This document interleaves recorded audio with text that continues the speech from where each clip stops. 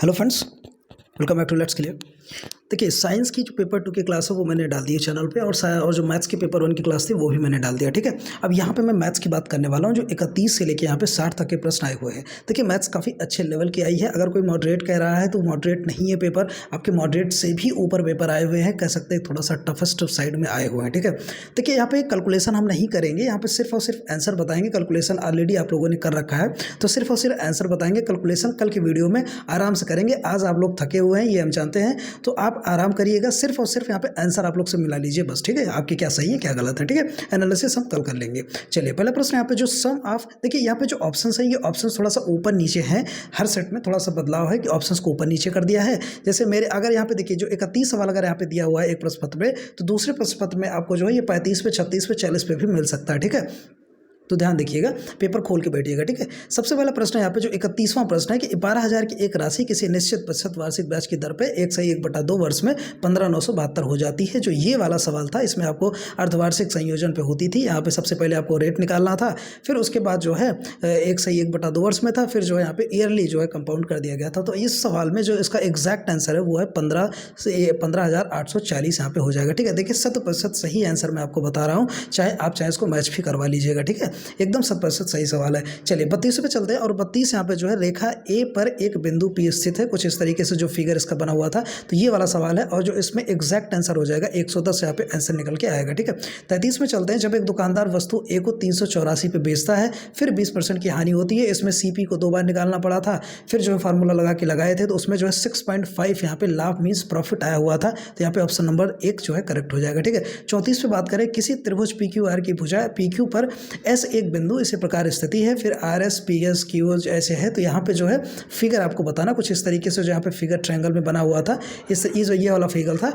तो इसमें आपको बताना है। तो 34 में आपका ऑप्शन नंबर 60 मीन्स कि ऑप्शन नंबर 4 यहाँ पे हो जाएगा। ठीक है, चलिए 35 की बात कर लें। यदि x बराबर √198 √550 है और y यहाँ पे जो है 99 और 363 वाला था, तो ये वाला जो सवाल है इसमें 1/x और 1/y निकालना था। मीन्स 1/x प्लस 1/y की वैल्यू निकालनी थी। यहाँ पे जो बार वाली आई थी, इसकी वैल्यू आई थी 0.0333 करके आई थी, तो यहाँ पे बार लगा दिया गया था। ठीक है, चलिए 36 पे चलते हैं। यदि p यहाँ पे जो वैल्यूज़ दी हुई हैं, इस वैल्यू हमें p को जो है यहाँ पे फाइंड करना था। तो ये जो यहाँ पे p को फाइंड करना था, इसमें जो एग्जैक्ट वैल्यू आपके निकल के आएगी, ऑप्शन नंबर 1 1.1773 × 10⁻11 निकल के आएगी। देखिए ऑप्शन, ये जो मैथ्स आई है ना, ज़्यादा कैलकुलेटिव आई है, ऐसा नहीं है 2 लाइन में 3 लाइन में हो जाएगा, 5-5 6-6 लाइन में, और जो रफ स्पेस दिया गया था ना वो भी कम पड़ रहा था।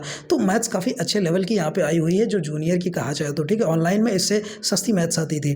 देखिए 37 की बात कर लें, किस संख्या से -1/4 की पावर -1 वाला जो गुणा किया जाए, तो गुणनफल -7/4 की पावर -1 का व्युत्क्रम हो, मीन्स के रेसिप्रोकल यहाँ पे पूछा जा रहा है। तो जो ये वाला सवाल था, आप लोग मैच कराइएगा। इसमें जो 7/16 ऑप्शन था ना, यही यहाँ पे करेक्ट ऑप्शन था। ठीक है, कंफ्यूज करने के लिए -7/16 भी कर दिया था, लेकिन 7/16 ही होगा। 38 पे चलते हैं। यदि 31, 36, 32 को इक्वल टू p की पावर 2, q की पावर 5, r की पावर 4 था, तो p q r अभाज्य संख्याएं हैं, तो p + q - 2r का मान यहाँ पे निकालना था। तो एक्चुअल में इसकी मान क्या निकल के आई थी, तो मान भैया 7 यहाँ पे निकल के आया हुआ था। ठीक है, चलिए 39 पे चलते हैं। एक यहाँ पे टेबल दी हुई थी, यहाँ पे जो है प्री बोर्ड एग्जामिनेशंस की यहाँ पे टेबल थी, तो यहाँ पे जो है आपको इसमें बताना था।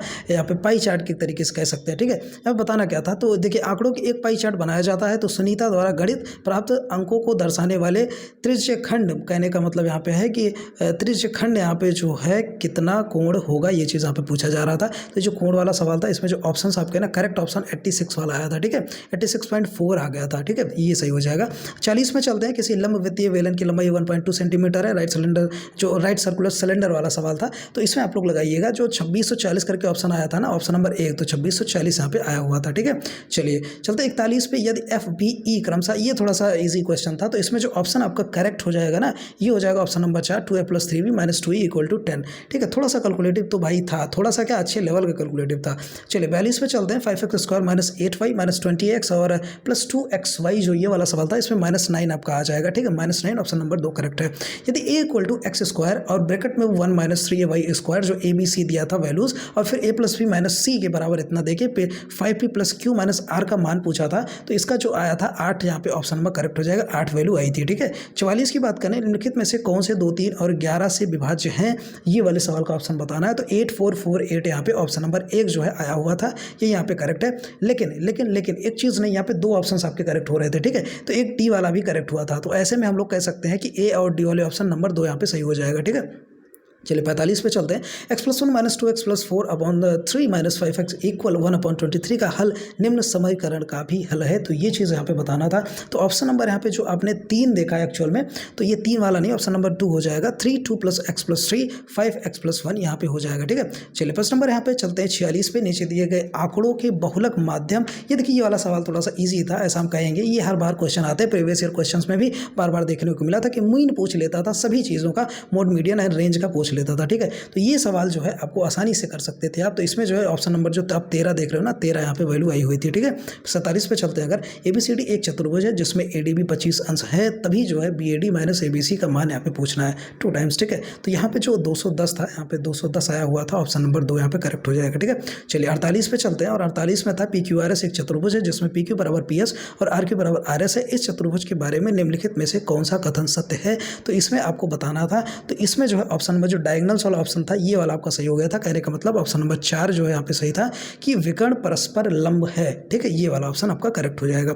चलिए 49 पे चलते हैं। किसी आयत का क्षेत्रफल जिसकी भुजा 176 सेंटीमीटर और 56 सेंटीमीटर सवाल था। इसमें जो है वृत्त की परिधि आपको मापनी थी और परिधि बतानी थी एक्चुअल में, कह सकते हैं। तो यहाँ पे 352 आपका आंसर आया हुआ था। मीन्स ऑप्शन नंबर 4 यहाँ पे सही हो जाएगा। ठीक है, चलिए 50 की बात कर लें।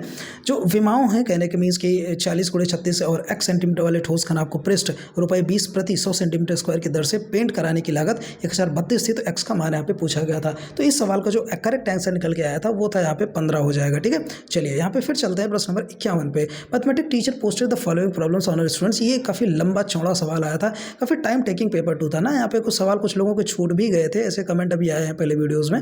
तो देखिए टाइम टेकिंग तो था, कैलकुलेटिव भी था। तो अगर काफ़ी स्पीड में आपने नहीं किया ना, तो यहाँ पे एक्चुअल में नेगेटिव तो थी नहीं, लोग ऐसे गोला बना के तो जरूर चले आए होंगे, लेकिन यहाँ पे छूटा जरूर था। ठीक है, देखिए 51 में अगर हम बात कर लेते हैं, ये जो इतना लेंदी सा सवाल था ना, इसमें एक ही आपका जो है ऑप्शन करेक्ट आएगा। ठीक है, तो यहाँ पे जो ऑप्शन नंबर यहाँ पे जो आपका ऑप्शन नंबर है 3 है, सॉरी जो ऑप्शन नंबर 3 है, एक्चुअल में नीचे चलना पड़ेगा हमें। AB यहाँ पे जो AB देख रहे हैं ना, A और B एकात्मक विधि पर आधारित दैनिक जीवन की समस्याएं, मीन्स यूनिटरी मेथड वाला सवाल ही आया हुआ था। ठीक है, इसको पढ़े होंगे आप लोग अच्छे से, मैं जानता हूँ। सिर्फ आंसर आप जानना चाहते हैं, नहीं तो बोर हो जाओगे अगर सवाल पढ़ेंगे। देखिए कथन ये जो था ना कि 6 के गुणज से 1 से कम या 1 से अधिक अभाज्य संख्याएं हैं, इसमें जो सवाल था ना, ये जो है आपका जनरलाइजेशन वाला, सामान्यकरण वाला सवाल था। मीन्स ऑप्शन नंबर 1 करेक्ट हो जाएगा।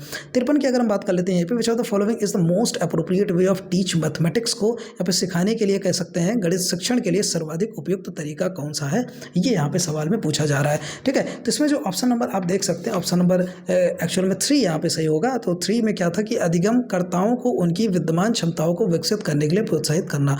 ठीक है, चलिए प्रश्न नंबर 54 पे चलते हैं। तो एक शिक्षिका अपनी कक्षा में दैनिक जीवन की परिस्थिति से विभिन्न जो है उदाहरणों की चर्चा करती है। रेल की पटरी की बात हुई थी, पार करती सड़क की बात हुई थी। तो इसमें जो है कौन सा यहाँ पे सही हो जाएगा, ये चीज़ यहाँ पे पूछा जा रहा है। ठीक है, तो समांतर रेखाएं तो आपकी होगी, रेल की पटरी जो है समांतर रेखा वाली होती थी।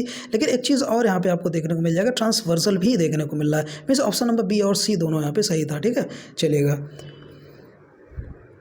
अब प्रश्न नंबर 55 पे चलते हैं। निरंतर और व्यापक मूल्यांकन मीन्स CCE वाला सवाल काफ़ी ईजी सवाल था, इसको आप लोगों ने काफ़ी अच्छे से किया होगा। ऑप्शन नंबर 1 करेक्ट था।